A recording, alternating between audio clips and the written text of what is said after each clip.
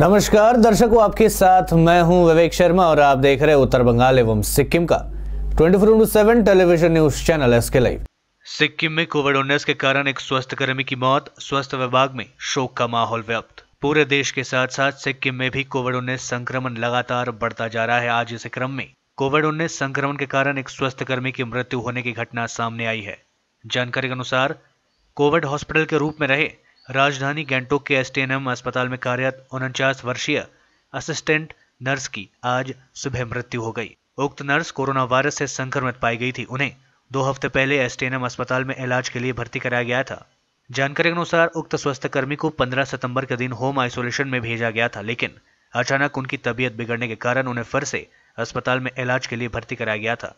अस्पताल सूत्र ने बताया कि उक्त स्वास्थ्यकर्मी की रक्तचाप, पल्स रेट तथा शुगर लेवल भी लो हो गया था, जिसके कारण उन्हें इलाज के लिए अस्पताल में फिर से भर्ती कराया गया था। उन्हें वेंटिलेटर सपोर्ट पर रखा गया था और आज इलाज के दौरान उनकी मृत्यु हो गई। स्वास्थ्यकर्मी की मृत्यु की खबर से पूरे स्वास्थ्य विभाग में शोक की लहर दौड़ पड़ी है। कोरोना के दुनिया के दूसरे सबसे ज्यादा गंभीर मरीज भारत में पिछले 24 घंटे में 96,792 पॉजिटिव मिले। देश में अब तक सामने आए 52.12 लाख मामले। भारत में कोरोना वायरस के मामले लगातार बढ़ते जा रहे हैं। देश में अब तक 52,12,686 केसेस सामने आ चुके हैं। पिछले 24 घंटे में 96,792 मरीज बढ़े। ये आंकड़े covid19india.org के मुताबिक है। उधर वेंटिलेटर या आईसीयू में भर्ती मरीजों के मामले में भी भारत दुनिया में दूसरे नंबर पर है। सबसे ज्यादा ऐसे मरीज अमेरिका में है। तीसरे नंबर पर ब्राजील है। हालांकि रूस में भारत की तुलना में 1/4 गंभीर मरीज ही है। दुनिया भर में 61,275 गंभीर मरीज है। राहत की बात यह है कि देश में सक्रिय मरीजों की संख्या 10,17,717 है। इस तरह गंभीर मरीजों की प्रतिशत महज 0.87 है। अज्ञात व्यक्ति का फंदे से लटकता शव बरामद होने से मची सनसनी। मालदा जिले के हबीबपुर थाने के केदपुकुर गांव के धनाटे इलाके में शुक्रवार सुबह फंदे से लटकते एक शव बरामदी की घटना को लेकर पूरे इलाके में हड़कंप मच गया। स्थानीय लोगों के अनुसार कल रात इस व्यक्ति की हत्या कर केंद्रपुकुर के धानहाटी इलाके में एक दुकान के सामने उसका शव को फंदे से लटका दिया गया। आज सुबह प्रातः भ्रमण पर निकले लोगों ने शव को फंदे से लटकते देखा। मृतक की शनाख्त नहीं हो पाई है। उधर शव मिलने की खबर मिलते ही हबीबपुर थाने की पुलिस मौके पर पहुंचकर शव को अपने कब्जे में लेकर पोस्टमार्टम के लिए उसे मालदा मेडिकल कॉलेज अस्पताल भेज दिया गया। पुलिस पूरे घटना की जांच शुरू कर दी है। बिहार चुनाव से पहले 86 साल का इंतजार हुआ खत्म। पीएम मोदी ने किया कोसी रेल महासेतु का उद्घाटन। देश के प्रधानमंत्री नरेंद्र मोदी आज बिहार में ऐतिहासिक कोसी रेल महासेतु के साथ ही यात्री सुविधाओं से संबंधित रेल की 12 परियोजनाओं का उद्घाटन किया। कोसी रेल महासेतु की लंबाई 1.9 किलोमीटर है और इसके निर्माण पर 516 करोड़ रुपए की लागत आई है। महासेतु के शुरू होने से आसपास के क्षेत्र के लोगों का उत्तर पूर्वी क्षेत्रों के साथ संपर्क काफी आसान हो जाएगा। 1887 में नरमाली और भाईपीती सड़ाईगढ़ के बीच मीटर गेज का निर्माण किया गया था। भारी बाढ़ और 1934 में आए विनाशकारी भूकंप ने यह रेल लिंक बह गया था। भारत सरकार ने साल 2003-2004 को कोसी मेगा ब्रिज प्रोजेक्ट को मंजूरी दी थी। भारत नेपाल सीमा के पास स्थित सेतु का रणनीतिक महत्व है। इसका निर्माण कार्य कोरोना काल के दौरान पूरा हुआ है और इसमें प्रवासी मजदूरों ने भी अपना योगदान दिया है। इसके अलावा प्रधानमंत्री ने जिन 12 रेल परियोजनाओं का उद्घाटन किया उनमें क्योल नदी पर एक रेल सेतु, 2 नई रेल लाइनें, 5 विद्युतीकरण से संबंधित एक इलेक्ट्रॉनिक लोकोमोटिव शेड और बाढ़ और बख्तियारपुर में तीसरी लाइन परियोजना भी शामिल है। पीएम ने इस मौके पर सहरसा आसनपुर कुपवाहा रेल सेवा को सुपौल स्टेशन से हरी झंडी दिखाई। इस रेल सेवा की शुरुआत से सुपौल, अरिया और सहरसा जिले के लोगों को बहुत सुविधाएं मिलेंगी। कोलकाता, दिल्ली और मुंबई जैसी लंबी दूरी में भी सहूलियत होगी। पीएम मोदी ने मुजफ्फरपुर, सीतामढ़ी, कटिहार, न्यू जलपाईगुड़ी, समस्तीपुर, दरभंगा, जयनगर, समस्तीपुर, खगड़िया और भागलपुर, शिवनारायणपुर रेल खंडों के विद्युतीकरण परियोजना का भी उद्घाटन किया। दुनिया में कोरोना वायरस से संक्रमितों का आंकड़ा 3.03 करोड़ के पार अब तक हो चुकी है। 9.5 लाख से ज्यादा लोगों की मौत, 2.02 करोड़ से ज्यादा लोग हुए स्वस्थ। दुनिया में संक्रमितों का आंकड़ा 3.03 करोड़ से ज्यादा हो गया है। इस दौर में एक अच्छी खबर है कि यहाँ ठीक होने वाले रोगियों की संख्या में भी अब 2,20,00,000 से ज्यादा हो चुकी है। महामारी से मरने वालों की संख्या 9,50,000 के पार हो चुकी है। ये आंकड़े www.worldometers.info कोरोना वायरस के मुताबिक है। पाकिस्तान के इमरान खान सरकार को स्कूल खोलने के फैसले भारी पड़ रहे हैं। मंगलवार को स्कूल खोले गए थे, गुरुवार को 32 स्कूल बंद करने पड़े। पश्चिम बंगाल में पिछले 24 घंटे में कोविड-19 से 60 लोगों की मौत, 3,197 नए संक्रमित मिले। रिकवरी रेट 86.69% पहुंचा। पश्चिम बंगाल में फिर से कोरोना संक्रमण बढ़ने लगा है। पिछले 24 घंटे के दौरान कोरोना वायरस से 60 और लोगों की मौतें हुई।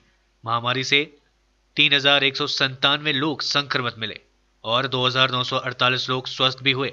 इस प्रकार राज्य में अब तक इस महामारी की चपेट में आने वाले लोगों की संख्या कुल बढ़कर 2,15,580 और स्वस्थ हुए लोगों की संख्या 1,87,061 पर पहुंच गई है। इस बीमारी से अब तक 4,183 लोगों की मौतें हो चुकी है। गुरुवार को राज्य स्वास्थ्य विभाग की ओर से जारी कोविड-19 हेल्थ बुलेटिन में यह जानकारी दी गई।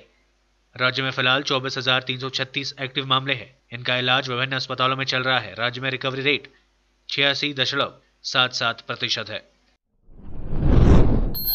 पश्चिम बंगाल में पर्यटकों के लिए 23 सितंबर से खोले जाएंगे वन, आज राज्य सरकार जारी करेगी दिशा निर्देश। पश्चिम बंगाल में पर्यटन के लिए वन 23 सितंबर से खोल दिए जाएंगे। अधिकारियों ने बृहस्पतिवार को यह जानकारी दी।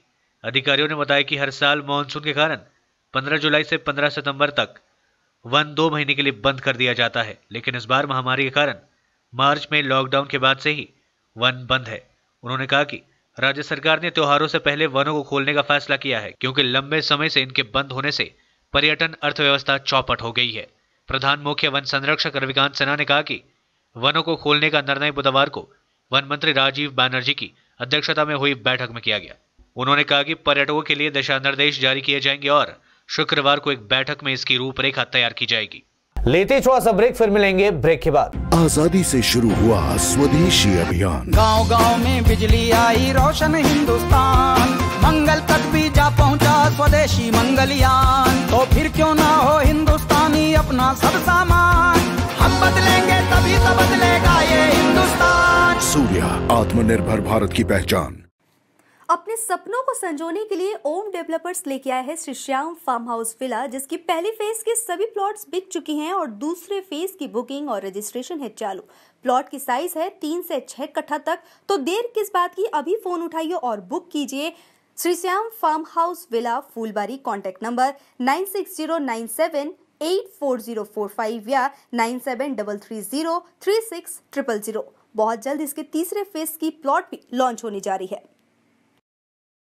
रेडीमेड की होलसेल दुकान जहां मिली सारा सामान, राजधानी गारमेंट्स है जिसका नाम।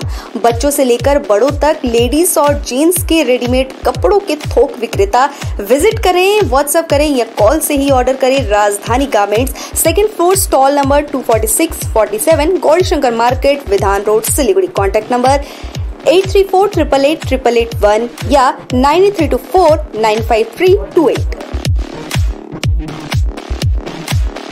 कक्षा 10वीं और 12वीं के बच्चों के लिए है सुनहरा मौका। 10वीं के बच्चों के लिए है पैरामेडिकल कोर्स और 12वीं के लिए है मेडिकल कोर्स। किफायती फीस व बैंक की सुविधा के साथ विभिन्न डिग्री डिप्लोमा है उपलब्ध। सभी स्ट्रीम के बच्चों के लिए खुली है state nursing council and Rajiv Gandhi university and health science and paramedical board, government of Karnataka से मान्यता प्राप्त Adan paramedical and nursing college. Contact number 8016235569, Champasari, Siliguri. आज जहाँ कोरोना से सभी परेशान, हम लाए हैं कमाने का तरीका आसान। 21वीं सदी में महिलाएं आत्मनिर्भर होकर स्वाभिमान के साथ जीना चाहती है। अगर आप एक गृहिणी हैं और घर से ही मुनाफे वाला व्यवसाय करने का सोच रहे हैं, तो आपके लिए सुनहरा मौका लाए हैं टपरवेयर के सिलीगुड़ी स्थित पूरे नॉर्थ बंगाल के डिस्ट्रीब्यूटर नारायणी पार्टी सेल्स। तो सोचिए नहीं, स्क्रीन में दिए गए नंबर में संपर्क कीजिए और विस्तृत जानकारी लीजिए। घर बैठे पैसे कमाए, आज ही फ्री मेंबरशिप लीजिए, अपने सपनों को पूरा कीजिए। मुश्किल की इस घड़ी में आपका साथ ही सिर्फ टपरवेयर के लिए एसके लाइव ही बेस्ट ऑप्शन है। एसके लाइव का इस क्षेत्र में 24 घंटा टेलीविजन, एंड्रॉइड ऐप और वेबसाइट पर प्रसारण होता है। सोशल मीडिया पर भी हम उपलब्ध हैं। हमारी व्यूअरशिप 9 लाख से अधिक है। सिक्किम, हैथवे और NXT डिजिटल पर, दार्जिलिंग और कालिम्पोंग में दोनों हैथवे और CCN सेटअप बॉक्स पर, कलामपुर से लेके मैनागुड़ी हैथवे पर, सिटी केबल पर सिलीगुड़ी और आसपास, नक्सलबाड़ी से पानी टंकी तक NXT डिजिटल में। तो सोचिए नहीं, कॉल करें 7908554308। ब्रेक के बाद आपका फिर से स्वागत है, बढ़ते हैं खबरों की तरफ। कृषि बिल पर एनडीए में फूट उबाल, केंद्रीय मंत्री हरसिमरत कौर ने दिया इस्तीफा, राष्ट्रपति ने किया मंजूर, तोमर को मिली नई जिम्मेदारी। राष्ट्रपति रामनाथ कोविंद ने केंद्रीय मंत्री हरसिमरत कौर बादल का इस्तीफा मंजूर कर लिया है। 3 कृषि बिलों को लोकसभा में पारित कराए जाने से नाराज हरसिमरत ने गुरुवार को मंत्री पद से इस्तीफा दे दिया था। प्रधानमंत्री की सिफारिश पर राष्ट्रपति ने हरसिमरत कौर का इस्तीफा तुरंत मंजूर कर लिया। राष्ट्रपति ने कृषि मंत्री नरेंद्र सिंह तोमर को खाद्य प्रसंस्करण मंत्रालय का अतिरिक्त प्रभार सौंपा है। कृषि संबंधी 3 अध्यादेशों को कानूनी जामा पहनाने संबंधी विधेयकों पर सत्तारूढ़ राजग में फूट पड़ गई है। विधेयक से जुड़े प्रावधानों पर नाराजगी जताते हुए केंद्रीय खाद्य प्रसंस्करण मंत्री हरसिमरत कौर बादल ने बृहस्पतिवार को मोदी मंत्रिमंडल से इस्तीफा दे दिया था। इससे पहले लोकसभा के विधेयकों पर चर्चा के दौरान पार्टी अध्यक्ष सुखबीर सिंह बादल ने उनके इस्तीफे की घोषणा की थी। हालांकि उन्होंने कहा कि पार्टी एनडीए सरकार को समर्थन जारी रखेगी। कृषि विधेयकों के विरोध में 25 को पंजाब बंद व 24 से 26 तक रेल जाम, कांग्रेस विधायक ने दिया इस्तीफा। पंजाब में कृषि विधेयकों के विरोध में किसान उग्र हो रहे हैं। किसान संगठनों ने 25 सितंबर को पंजाब बंद का ऐलान किया है। इसके साथ ही वे 24 से 26 सितंबर तक रेल चक्का जाम करेंगे। दूसरी ओर फतेहगढ़ साहिब से कांग्रेस विधायक कुलजीत नागरा ने कृषि विधायक के विरोध में विधायक पद से इस्तीफा दे दिया। उन्होंने ट्वीट करके अपने इस्तीफे की जानकारी दी। नागरा ने कहा कि वह इस काले दिन का साक्षी नहीं बनना चाहते और लोगों के चुने हुए प्रतिनिधि के रूप में वह सहन नहीं कर सकते कि किसानों के साथ केंद्र सरकार की इस तरह का व्यवहार कर रही हो और हम चुप बैठे रहे। मेरी आत्मा इस बात की इजाजत नहीं दे रही है, इसलिए मैंने किसानों के समर्थन में विधायक पद से इस्तीफा दे दिया है। भ्रष्टाचार का बड़ा उदाहरण बिहार के किशनगंज में उद्घाटन से पहले ही बह गया पुल, करोड़ों की लागत से हुआ था निर्माण। बिहार से बड़ी खबर, किशनगंज जिला के धिलक बैंक प्रखंड के गुवाबाड़ी में 1.41 करोड़ रुपए की लागत से बना पुल काकाई नदी की धारा में बह गया। लोगों का आरोप है कि पुल निर्माण में धांधली बरती गई थी। इस पुल के टूटने के बाद अब पूरा इलाका टापू बन गया है। प्रभावित लोगों के घरों से निकलना भी मुश्किल हो गया है। पिछले साल जून में पुल बनाने का काम शुरू हुआ था। इस साल जून तक पुल बनकर तैयार हो गया था। इसका उद्घाटन नहीं हुआ था। इसका करीब 20 मीटर का अप्रोच रोड भी नहीं हुआ था। इस बीच स्थानीय लोगों ने चचरी का अप्रोच पथ बनाकर इससे होकर आवागमन शुरू कर दिया था। दक्षिण कालियागंज आखनगर नेताजी पल्ली पूजा कमेटी की हुई खूटी पूजा। महालय के दिन पितरों के तर्पण देने के साथ ही देवी पक्ष का आगमन हो गया है। इस शुभ दिन पर गुरुवार शाम को उत्तर दिनाजपुर जिले के कालियागंज दक्षिण में महिलाओं द्वारा संचालित आखनगर नेताजी पल्ली पूजा कमेटी की खूटी पूजन का आयोजन किया गया था। अवसर पर कालियागंज नगर पालिका के चेयरमैन कार्तिक पाल सहित कई गणमान्य लोग उपस्थित हुए थे। उल्लेखनीय है कि आखनगर महिला नेताजी पल्ली पूजा कमेटी द्वारा प्रथम बार इस दुर्गा पूजा का आयोजन किया जाएगा। इस संबंध में आखनगर नेताजी महिला पूजा कमेटी के महासचिव रिंकू सरकार ने बताया कि हम लोगों को सभी का सहयोग मिल रहा है और नगर पालिका के चेयरमैन कार्तिक पाल स्वयं हम लोगों की खूटी पूजा में आए थे, इसलिए हम लोगों का उत्साह काफी बड़ा हुआ है। हमारी कोशिश होगी कि अच्छी तरीके से इस बार पूजा संपन्न किया जाए। उन्होंने कहा कि पहली बार होगा जब महिलाएं मिलकर दुर्गा पूजा का आयोजन करेंगी। INTTUC की ओर से महालया पावन दिन पर रायगंज में गरीब और मेधावी विद्यार्थियों को की गई मदद। महालया के पावन दिन पर गुरुवार शाम को रायगंज नगरपालिका बस स्टैंड स्थित INTTUC कार्यालय में उत्तर दिनाजपुर जिला तृणमूल कांग्रेस का श्रमिक संगठन INTTUC की ओर से गरीब और मेधावी बच्चों को आर्थिक सहायता प्रदान की गई। गरीब बच्चों को 1000 रुपए दिए गए। इसके साथ ही एक किडनी मरीज को 5000 की आर्थिक मदद दी गई। इस अवसर पर रायगंज नगरपालिका के वाइस चेयरमैन संदीप विश्वास सहित अन्य नेतागण उपस्थित रहे थे। মহালয়া এবং বিশ্বকর্মা পুজোর পূর্ণ লগ্নে আমরা শপথ নিচ্ছি যে এই প্যান্ডেমিক সিচুয়েশন যেখানে প্রত্যেকবারের ন্যায় এবার পুজোর যে জৌলুস এবং পুজোতে হিন্দু বাঙালিদের মনের যে উৎসাহ উদ্দীপনা সেই উৎসাহ এবং উদ্দীপনার যেহেতু এই ধরনের একটা প্যান্ডেমিক সিচুয়েশন চলছে সেই জন্যে মানুষ আর্থিক সংকটের মধ্যে দিয়ে যাচ্ছেন এবং বিভিন্নভাবে তারা বিভিন্ন মানুষ কাজ হারানোতে তাদের মনে পূজার যে আনন্দ সেই আনন্দ অনেকটাই ম্লান হয়ে এসেছে। আমরা দলের পক্ষ থেকে আজকের দিনে শপথ নিচ্ছি এই ঐতিহ্যবাহী দুর্গাপূজাকে কেন্দ্র করে আমাদের যত মানুষরা রয়েছে রায়গঞ্জ বিধানসভা তাদের পাশে আমরা থাকবার অঙ্গীকার করছি এবং তাদের মুখে যাতে একটু হাসি ফোটানো যায় সেই জন্যে আমরা বিভিন্ন পরিকল্পনা নিচ্ছি, যার মধ্যে আপনারা জানেন আজকেও কিছু পরিকল্পনা আমরা নিয়েছিলাম। 100 প্রায় ছাত্রছাত্রীদেরকে আমরা আজকে এখান থেকে 1000 টাকা করে তাদের পড়াশোনার খরচ বাবদ আমরা তাদের হাতে তুলে দিয়েছি। তার সাথে সাথে উচ্চ মাধ্যমিকে সেকেন্ড র্যাঙ্কিং করা যিনি রায়গঞ্জের জয় মণ্ডল, তার উচ্চ শিক্ষার জন্য তাকে আমরা 10,000 টাকা এখান থেকে সাহায্য করেছি এবং আমাদের খলসিতে রায়গঞ্জের খলসিতে বসবাসকারী শুভঙ্কর রায়, যার 2টো কিডনি খারাপ হয়ে গেছে, তার চিকিৎসার জন্য আজকের দিনে আমরা তার হাতে 50,000 টাকা তুলে দিয়েছি এবং মমতা বন্দ্যোপাধ্যায়ের দৌলতে আজকে যে রায়গঞ্জের বুকে মেডিকেল কলেজ হয়েছে সেখানে কিডনির ডায়ালিসিসও সম্ভব আজকের দিনে। তার পরিবারের পাশে থেকে আমরা সব রকম সাহায্যের আশ্বাস দিয়েছি যাতে করে তিনি আগামী দিনে সুস্থ হয়ে আবার তার কর্মজীবনে ফিরে আসতে পারে। আগামী পূজাকে কেন্দ্র করে আমরা আগামী দিনে একটার পর একটা এইরকম সামাজিক কাজকর্ম করব। एनजीटी ने बंगाल सरकार को दिया झटका। रविंद्र सरोवर में छठ पूजा की अनुमति देने से किया इनकार, सुप्रीम कोर्ट जाएगी राज्य सरकार। राष्ट्रीय हरित अधिकरण एनजीटी ने पश्चिम बंगाल सरकार की एजेंसी कोलकाता महानगर विकास प्राधिकरण केएमडीए की रविंद्र सरोवर में छठ पूजा को पाबंदियों के साथ अनुमति देने के अनुरोध वाली अर्जी बृहस्पतिवार को खारिज कर दी।